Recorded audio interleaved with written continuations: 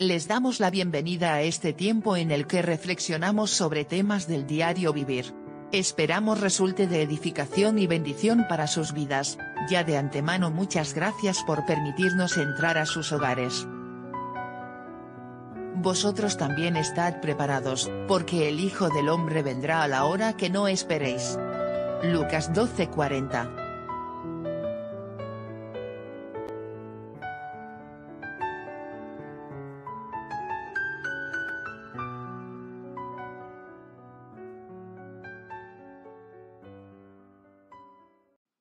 Saludos y bendiciones. Quiero hablar en esta reflexión sobre la Trinidad del hombre.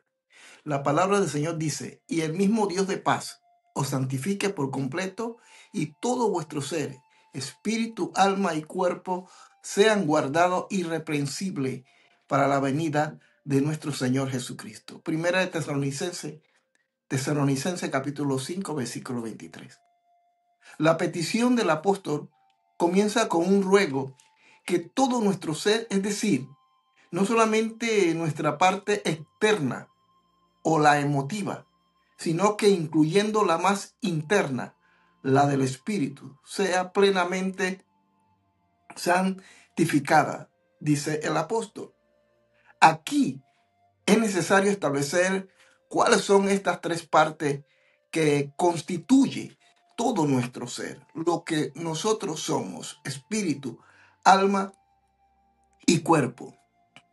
En el Antiguo Testamento, Dios nos habló por medio de figuras, símbolos de las cosas que representan verdades muy profundas, que posteriormente en el Nuevo Testamento reveló como la realidad misma de las cosas que antes señaló por medio de sombras. Dice él en el libro de Hebreos capítulo 9, versículo 23 y capítulo 10 y versículo 1 del libro de Hebreos. Hoy, teniendo la declaración completa de Dios, nos resulta muy fácil comprender muchos símbolos del Antiguo Testamento. Por ejemplo,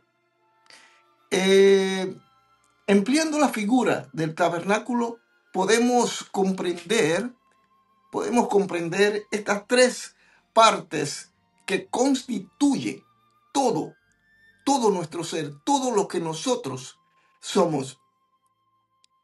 El tabernáculo tenía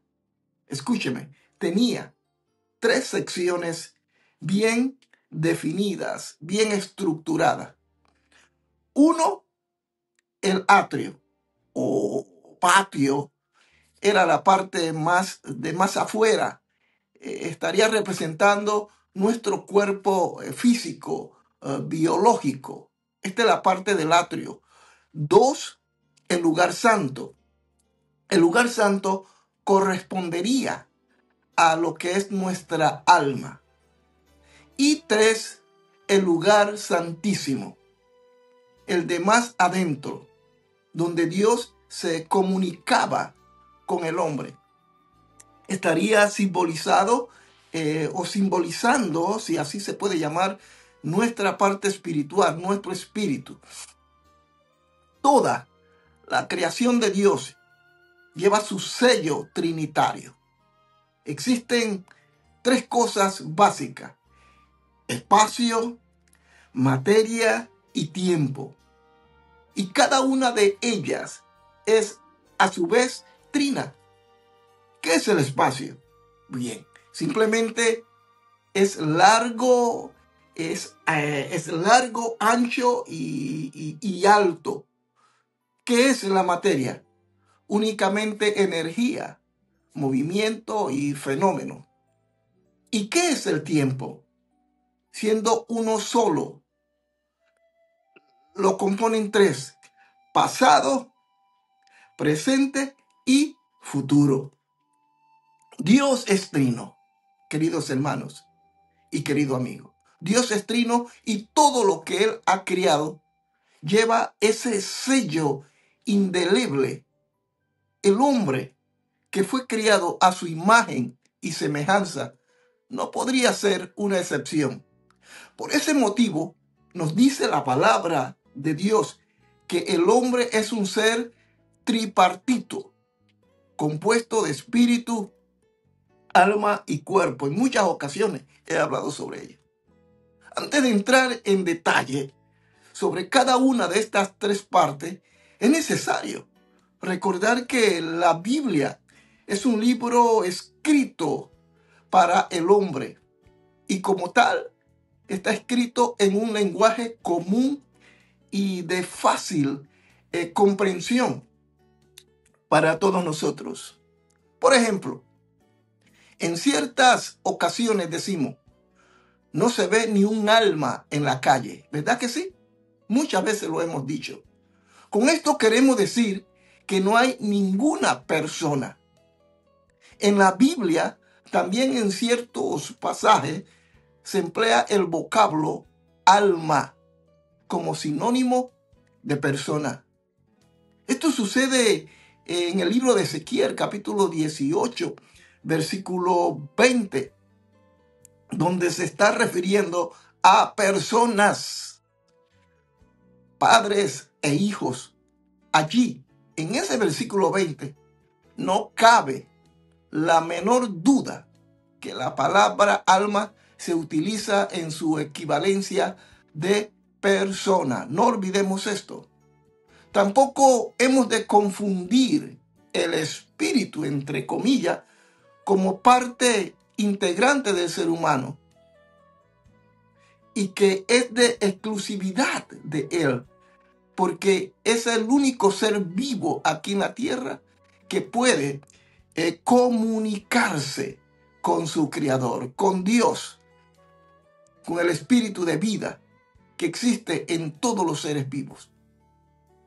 Esa es la fuente de vida que proviene de Dios y la poseen hombres y también animales que son finitos, que perecen, alma finita, no así el hombre. Esto se aprecia en el Salmo 104, cuando se refiere a los animales que tienen ese hálito de vida o espíritu de vida. Les recomiendo que lo lean. También vamos a encontrar en el libro de Génesis, capítulo 7, versículo 21, dice que a consecuencia del diluvio, entre comillas, murió toda carne que se mueve sobre la tierra, así de aves como de ganado y de bestias y de todo reptil que se arrastra sobre la tierra y todo hombre.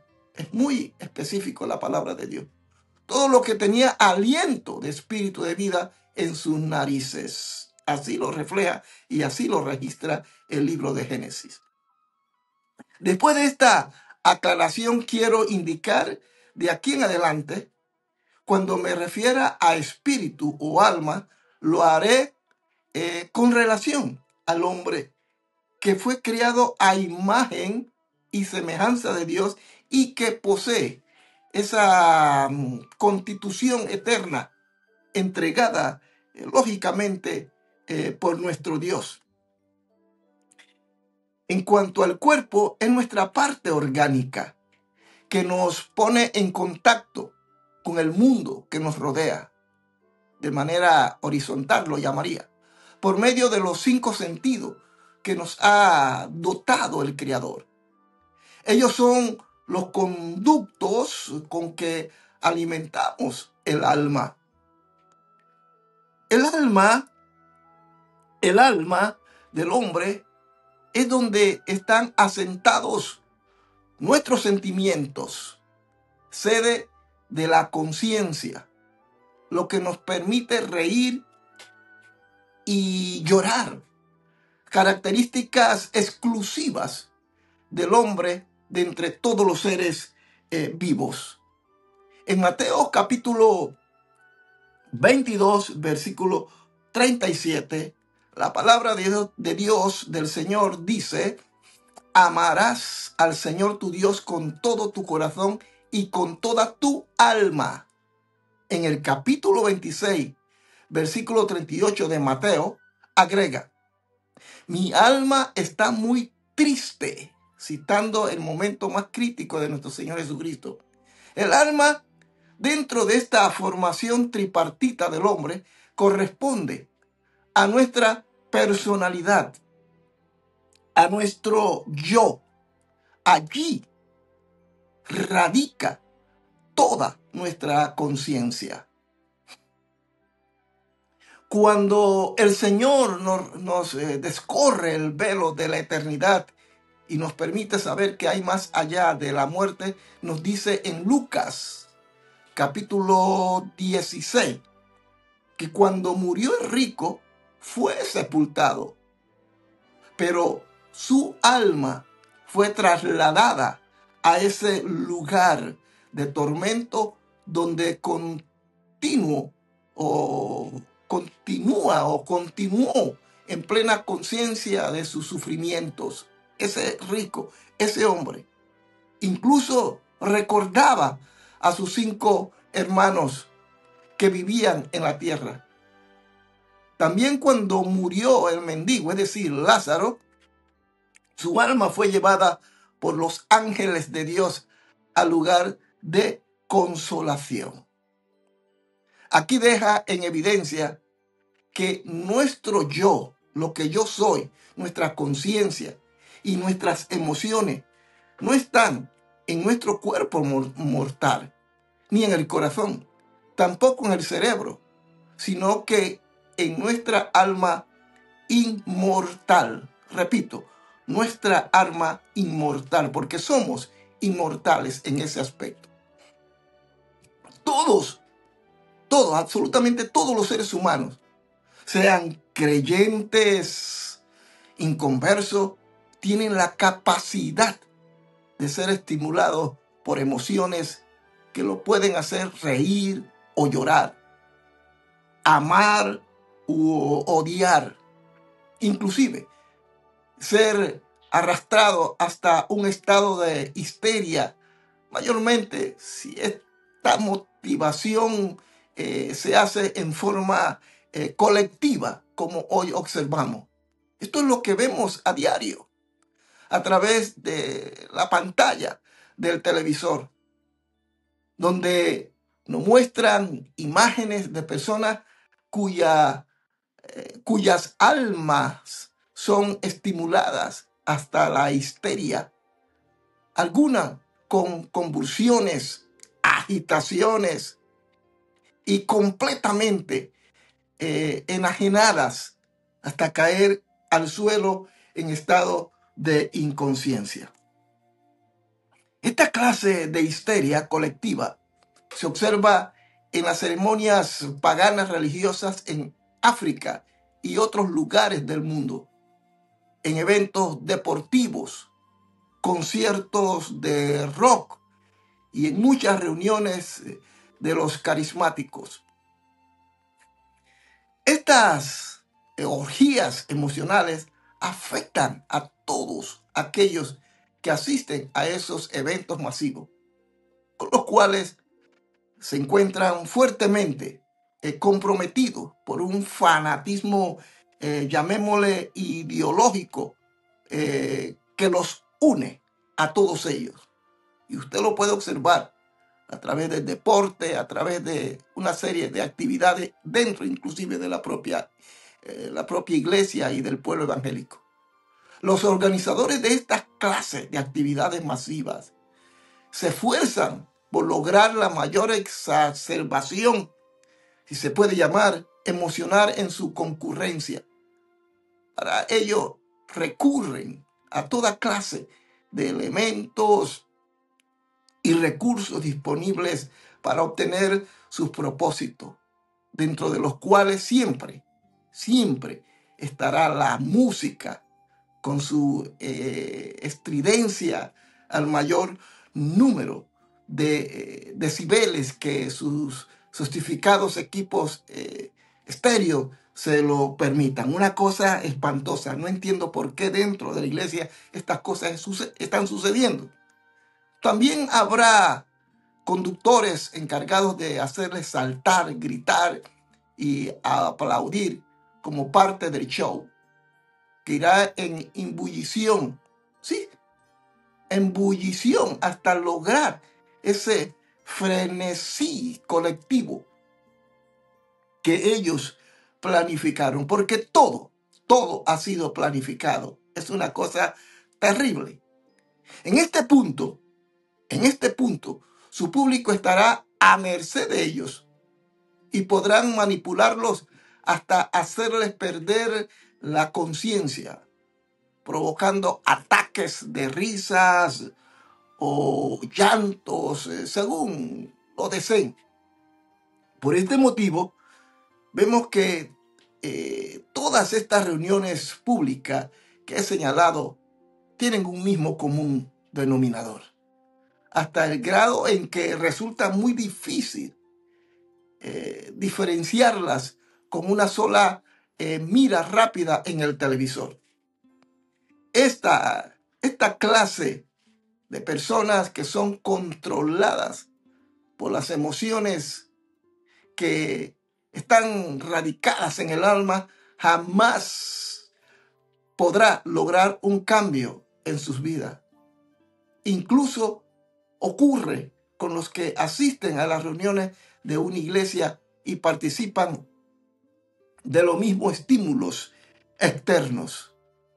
Allí podrán recibir un espíritu de carcajadas, entre comillas, como literalmente lo llaman, o un espíritu de llanto, o embriagarse en el espíritu, como algunos lo llaman, hasta caer en un estado, ¿cómo le llamaríamos?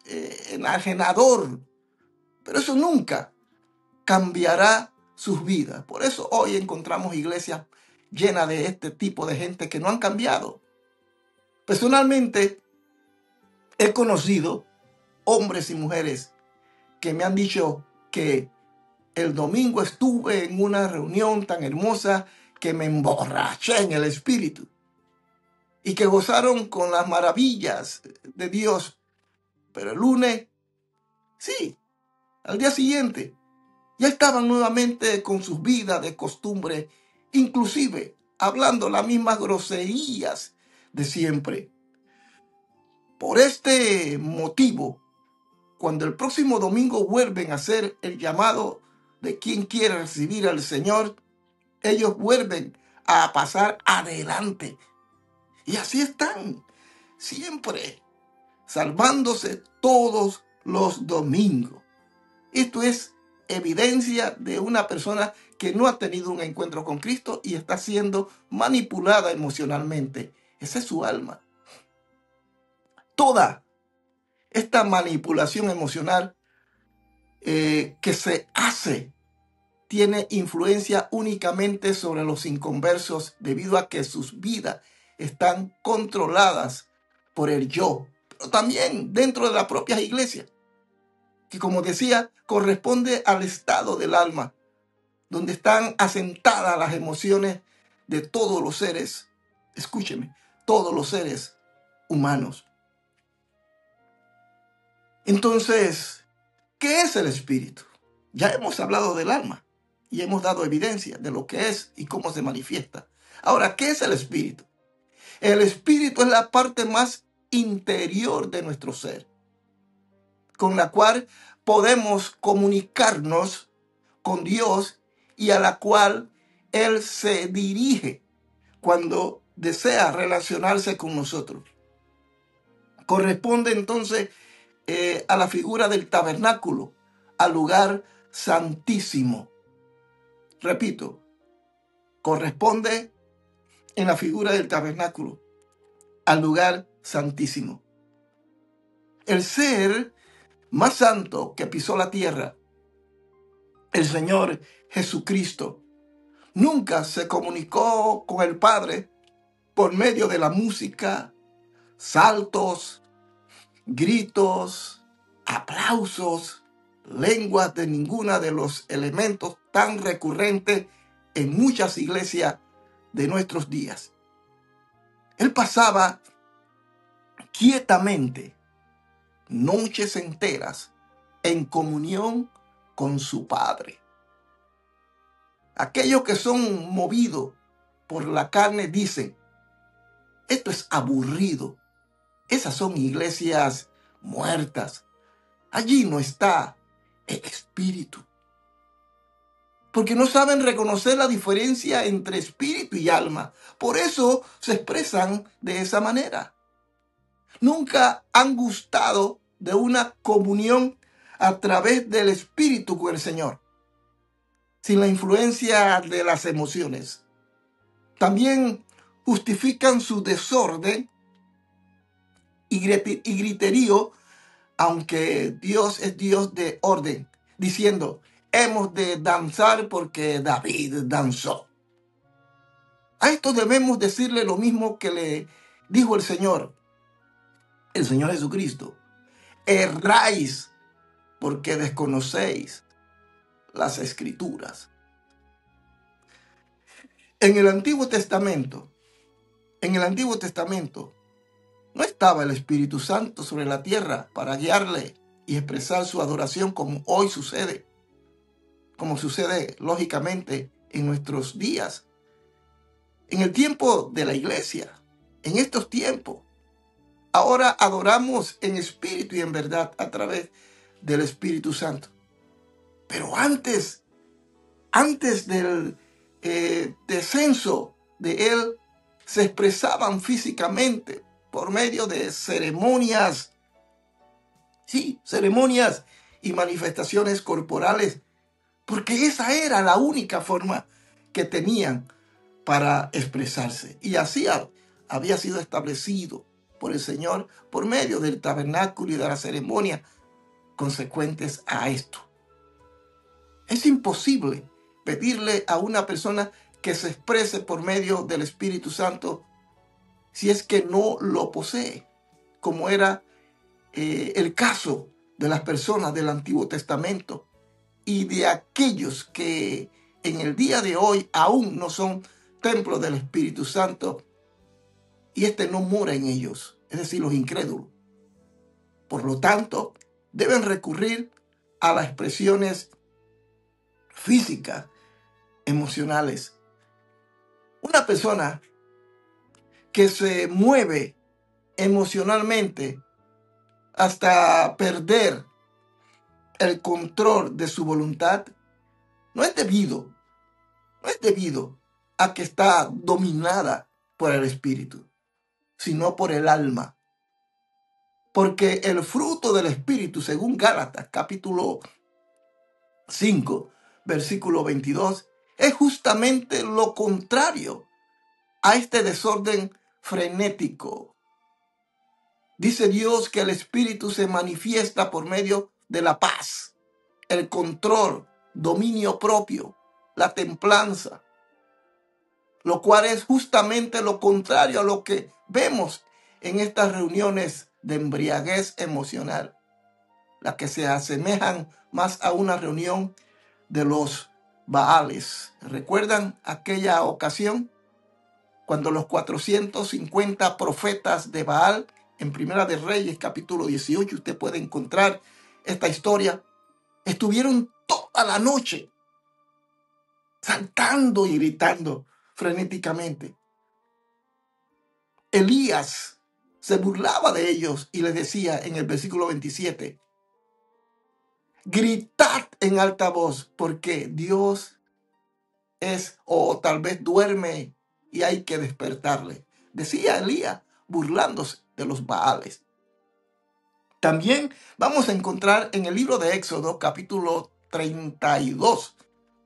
La Biblia nos relata para nuestra enseñanza lo que sucedió cuando el ungido del Señor, Aarón, el sumo sacerdote del pueblo de Israel, se dio ante las presiones del pueblo y les hizo un becerro de oro para que lo adoraran en una fiesta pagana, la cual seguía, según asegura el versículo 5 del texto bíblico citado, ya mencionado. Decía que mañana será fiesta para Jehová. ¡Qué aberración! Esto es lo terrible que muchos líderes religiosos continúan haciendo. Corrompen al pueblo, pero aún sostienen que es fiesta para el Señor. ¿Y en qué consistía esta fiesta pagana? Mire usted, trajeron toda clase de instrumentos musicales y comenzaron a danzar, dando alaridos. Tal es así que Josué lo confundió con alaridos de pelea en el versículo 17 del pasaje citado. Juzgue usted, escudriñe la palabra de Dios y obedezca al Señor, amados hermanos. Deje de seguir a hombres y de gritar irracionalmente amén por cualquier estupidez, cosa que los hombres le digan. Decídase por Cristo y dígale amén solamente al Señor y a lo que Él dice en su palabra. Dice la Sagrada Escritura, salid de en medio de ellos, pueblo mío. Queridos amigos, queridos hermanos, que esta pequeña meditación, esta reflexión sobre lo que realmente significa que todo nuestro ser, espíritu, alma y cuerpo sea plenamente santificado, que sirva de bendición para todos aquellos que son guiados por el Espíritu, porque esa es la promesa divina, que el Espíritu Santo nos guiaría a toda verdad. Queridos hermanos, querida iglesia, usted que mira este video, es necesario que nos volvamos a Dios, que nuestro cuerpo, nuestra alma y nuestro espíritu podamos entregarlo a Dios y que podamos vivir en función a lo que dice las Sagradas Escrituras. Es necesario, sobre todo para estos tiempos oscuros que vivimos, que vivamos para Dios. Me comentaba la pastora, mi esposa, que en cierto lugar le dijeron, en un lugar donde nosotros trabajamos durante mucho tiempo, que un pastor había cometido un acto de ofender a Dios, donde a pesar de sus errores y de lo que está haciendo actualmente, pecando contra Dios, se constituye él mismo en un pastor de una iglesia viviendo una vida de pecado. Que Dios tenga misericordia y que nos ayude, porque no podemos aceptar esta clase de comportamientos aberrantes que ofenden a Dios. Nuestro cuerpo, nuestra alma y nuestro espíritu debe ser entregado totalmente a Dios. Y cada uno, repito, cuerpo, alma y espíritu, va a jugar el papel que tenga que jugar. Y nosotros debemos conocer esto. No nos dejemos guiar ni emocionar por cosas que se nos dicen, porque más que acercarnos a Dios, nos alejan de Él. Nuestro propósito en esta tierra es ser portadores de la verdad, pero para ello es necesario que conozcamos perfectamente estas tres áreas que hay en nosotros: cuerpo, alma y espíritu. Alimentemos el espíritu con la palabra, en ayuno, en oración y el estudio de la palabra de Dios. Al alma se tendrá que someter de acuerdo como nosotros hayamos sometido nuestro espíritu. Si nuestro espíritu está fortalecido, nuestra alma se tendrá que someter a Dios. Y nuestro cuerpo lo debemos cuidar todos los días, para que podamos por medio de Él, a través de nuestros pies, de nuestras manos, de nuestros labios, de nuestros ojos, de nuestra mente, podamos presentarlo delante de Dios para llevar el Evangelio hasta lo último de la tierra. Saludos y bendiciones desde Bruselas, Bélgica. Y recuerde que en Cristo Jesús somos más que vencedores. Saludos y bendiciones.